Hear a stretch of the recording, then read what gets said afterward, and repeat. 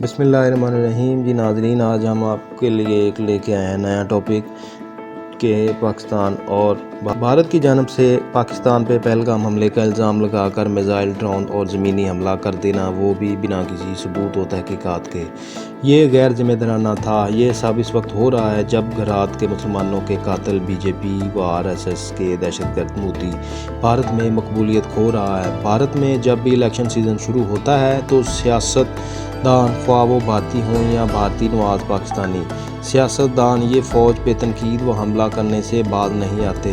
اس لیے اندرونی طور پر ہمیں بھارتی نواز غداروں کا سامنا ہوتا ہے، وہیں بیرونی طور پر بارڈرز اور فضا میں ٹینشن بنی رہتی ہے، مگر الحمدللہ رب العالمین ہم پاکستان میں وقار و سربلندی کے ساتھ موجود ہیں، تو اس کی وجہ ہماری مسلح افواج ہیں۔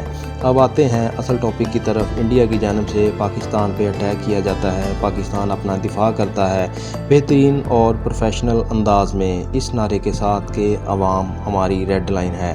رات اٹیک ہوتا، یہ سیاسی کتے بھونکنے شروع کر دیتے ہیں کہ پاکستان ڈر گیا ہے، تبھی انڈیا کو جواب نہیں دیا جا رہا۔ پھر اگلا دن آتا ہے، یہ سب پھر سے خیر، انڈیا اب دن میں ڈرون بھیجنے لگتا ہے، سب مار گرائے جاتے ہیں، حملہ ناکام بنا دیا جاتا ہے۔ پھر زبانیں چالو کیا کر رہی فوج، سیاست سے فرصت ملے تو دشمن سے لڑے، الغرض جتنے گندے منہ اتنی گندی سوچ۔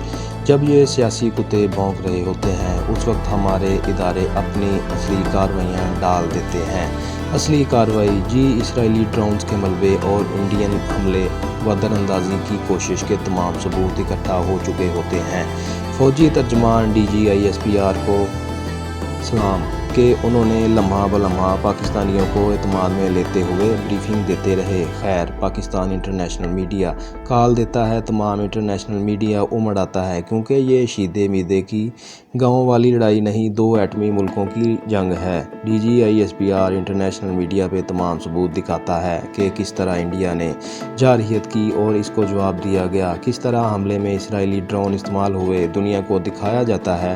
پاکستان فضائیہ کا بھی چرچا ہوتا ہے، کیونکہ شاہینوں نے فضا میں جو جنگ لڑی صدیوں امر ہو گئی۔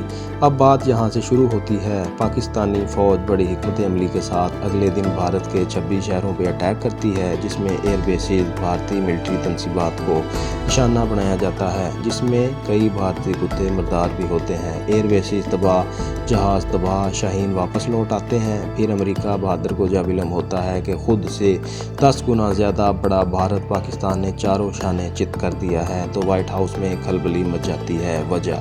وجہ DGISPR کی پریس کانفرنس کے بعد پاکستان کا بھارتی حملے کا جواب اور بھارت کا بھاری عسکری نقصان، اسرائیلی ڈرونز کی دنیا کے سامنے رونمائی کہ پاکستان کے خلاف استعمال ہوئے۔ ایسے تو انڈیا کا اتحادی ہے، تو یہ ساری چھوٹ انڈیا کو امریکہ کی جانب سے دی جاتی ہے۔ حملے کی صورت میں جنگ بندی کا رول امریکہ نے پلے کرنا ہوتا ہے۔ میرے پاکستانیوں، میرے لوگوں، پھر امریکہ پاکستان کو کال کرتا ہے اپنے حکام کے ذریعے، کیونکہ پاکستان نے بہت مؤثر طریقے سے انڈیا، اسرائیل اور امریکہ کو بے نقاب کیا، پھر انڈیا کی ایسی تیسی کر دی۔ یہ بات دنیا کے ٹھیکیداروں سے کہاں ہضم ہونی تھی۔ ٹرمپ ڈائریکٹ کودتا ہے، سیز فائر ہو جاتا ہے۔ اب یہاں سمجھنے کی باتیں سمجھیں۔ امریکہ پہلے کہہ رہا تھا پاکستان انڈیا کے بیچ نہیں آئے گا، 4 گھنٹوں کی کارروائی کے بعد کالز کیوں کرنے لگتا ہے؟ بھارت کے پاس ڈرونز اسرائیلی ساختہ ہیں، تو مطلب اس جنگ میں انڈائریکٹلی اسرائیل بھی ملوث ہے۔ اطلاعات تھی کہ اسرائیل کا ایک آپریٹر پینل آپریشن سندور میں ان ڈرونز کو آپریٹ کر رہا ہے، جو شاید سچ بھی ہے۔ پاکستانی اداروں نے کمال دانشمندی سے دنیا کے سامنے سب لا کر پہلے انٹرنیشنل میڈیا محاذ مارا، پھر انڈیا کی مار کر اسرائیل و امریکہ کو بے نقاب کر دیا۔ کچھ دن بھارت پہ حملہ نہ کرنے کی یہی وجوہات تھی۔ اب ہوا کیا؟ بھارت میں سٹاک مارکیٹ کریش کر گئی۔ شاہینوں نے جو نقصان کیا وہ الگ، بھارت ان دنوں میں نیچے گر گیا۔ سکھوں نے پاکستان سے لڑنے سے انکار کر دیا۔ کشمیر محاذ پھر گرم ہوا۔ بھارت کی اپنی عوام فوج کے خلاف ہو گئی۔ یہ وہ جنگی حکمت عملیاں ہیں جو براہ راست جنگ کے علاوہ بھی دشمن کو نقصان پہنچا چکی ہیں۔ امریکہ، اسرائیل، انڈیا بے نقاب ہو چکے ہیں۔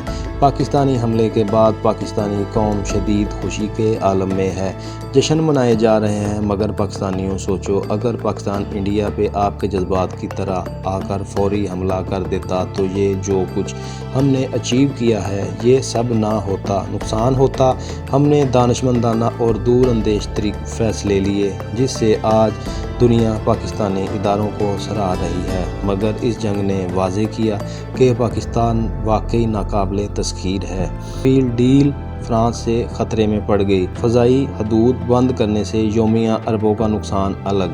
بھارت میں پاکستان کے لیے اتنا ہی۔ اللہ حافظ۔